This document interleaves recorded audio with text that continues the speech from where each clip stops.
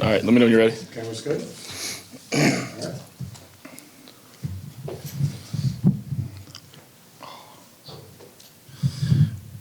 All right, getting back out today, really yesterday. I mean, we got a short week this week, so, as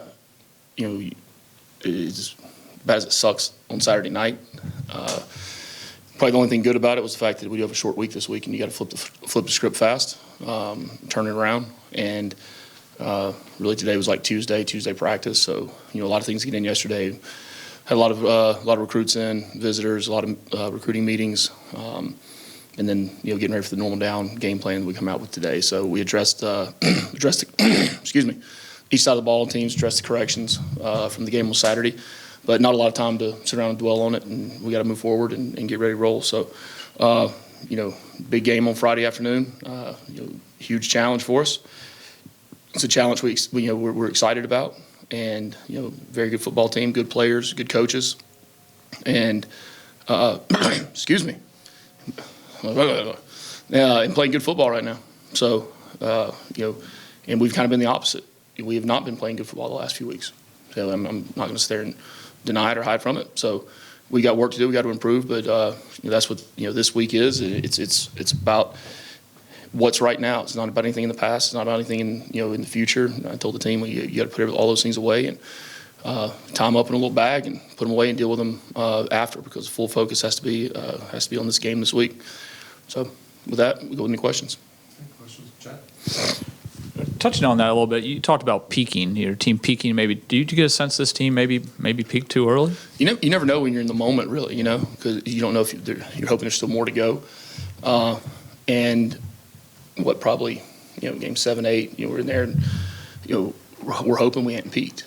So and obviously we've come down the last few weeks and haven't played up to anyone's expectation or the way that I feel like we're capable of playing. So. I hope that's not the case. I hope we still have some peaking left in us. So, As I know, Thursday you usually do injuries, but won't do anything on Thursday. I was just curious about Wednesday, aren't we? Wednesday. Wednesday. But I was just curious we don't about. have to do injury report this week. Yeah. I was just curious how Jai Gilmore's doing, and if he had. Yeah, he'll be out the rest of the year. He'll be out the rest of the year. So, hate it for him. What a great addition he was to the team, and has been leader in the locker room, and I know that won't change. Can you compare the emotions to playing in this game versus coaching in this game? Never thought about that. Thought of it. As a player, you're really more singularly focused on your job and what you have to do, the task at hand. And yeah, you let the emotion, the emotions are all around, and you got to channel that into the energy and the passion to play a game. As a coach, you see, you feel it, it. But you're also so focused on so many other different areas. So it's a totally different feeling, but you're also responsible for all those areas. So it's kind of a double-edged, I guess you'd say. It swings both ways and as a coach as opposed to a player. A player is just about going out and playing, but, when you see everything and are responsible for it all, it's a little different as a coach. But either way, the passion and the emotions about it are strong. It should be that way every time you play. Does Georgia game hit different? It does for me, yeah. Mm-hmm. Yeah, it does. It does for everybody on both teams. I mean, that's what in-state rivalries are about. They're about playing against the guys that you grew up with or grew up playing against and grew up playing with. Majority of players on both teams are from this state, and one of, not the best, high school football in the entire country. And to be able to have a showcase what really ends up being it's a showcase of the high school talent and the high school programs and the high school coaches of all their players really competing at once. And I said that was one of the cool things about last year's game. At the end of it, as it kind of went through the weekend, you saw the different things taking place in the games and the fighting and all that stuff. And you didn't see that in this game, right? And it doesn't mean they don't play hard. They play extremely hard, but fighting is not a representation of playing hard, right? Doing those things, and I think that's because there's respect, and sometimes the hardest you play against the people you know the best, or you have the most relationship or experience with, because it's like two brothers fighting, and they're going to go at it, but after the game, there's still going to be that respect for each other. How would you compare what Gunnar Stockton means to Georgia as compared to what Haynes means to your team? Yeah, I mean, he's a good football player. He's playing good football right now. I don't think you can compare the two. I mean, I'm not in their building. I'm not in their locker room. I'm not around them, so I don't know. Gotcha. Coach Key, with a short turnaround and after the big disappointment on Saturday, how do you focus your guys in and let them stare and appreciate all the opportunity they still have in front of them? It's kind of complicated. I don't know about staring. If they stare, they're going to get slapped in the face. They're going to get hit. All right, they need to stop looking and go act. All right, it's part of our problem. People standing around looking. We need to go make things happen. Jackson. What would a win in this game mean for this program? I mean, you guys are the ones that promote it, so you'd have to tell me. I mean, I'm not going to say it's a win's a win. I mean, look, this is a game that means a lot to a lot of people. A lot of people that have gone to school here, played here, been fans of this place. But it doesn't mean more to them by any means than it does to the players on this football team. So, and look, it's not like it's been done. It's not like it's been done, and that's what rivalries are. And I've said this before. We've got to do our part in it, right?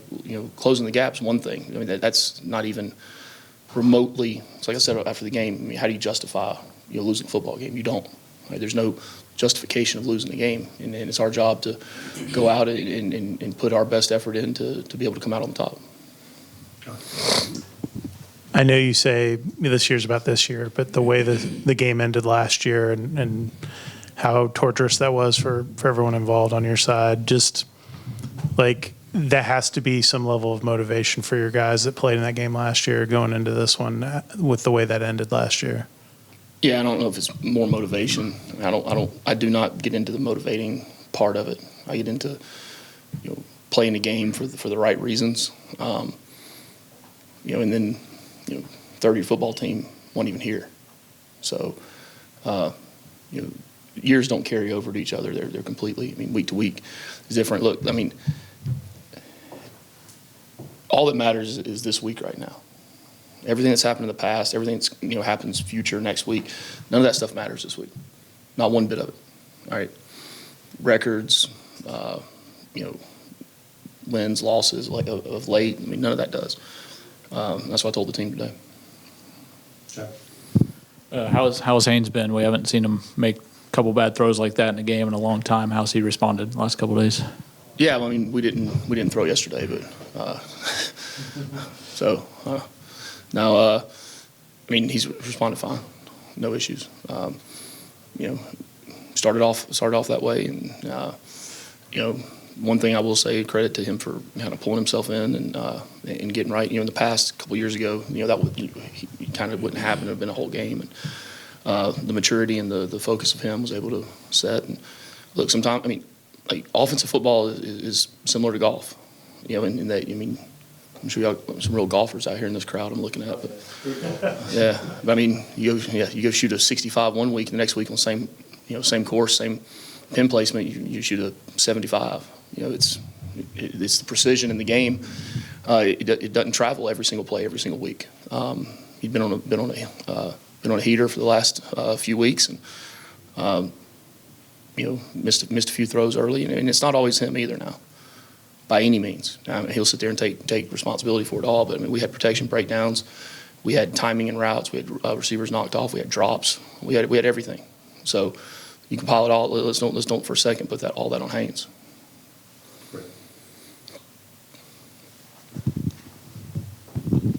You touched on a little bit about Stockton. You thinking he's a good quarterback, but what else? I think he's a great quarterback. Great quarterback, sorry. What else are you seeing from them offensively and defensively as you prepare for them that they're doing well this season? Well, I mean, right here, I mean, they're top 30 in the country in total offense, scoring offense, rushing, pass efficiency.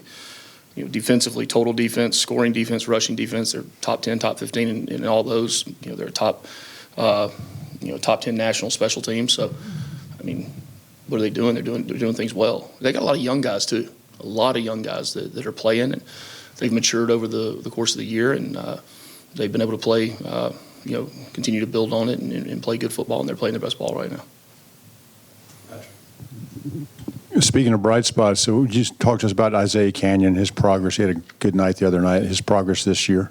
Yeah, I mean, he's progressing, like you expect a sophomore, a second-year player to progress. And, he's a guy that, right out of high school, he's just really new. He's new to the receiver position. And, out of high school, he had a shoulder surgery and kind of banged up with that. So he's big, he's strong, he's fast. When his concentration's there, he can catch anything that's out. His catch radius is, as big as you can get. So I've been very pleased with him. Really excited to see him continue to grow. And then on top of that, he's a great kid. I mean, Isaiah he's one of the best kids I've ever been around.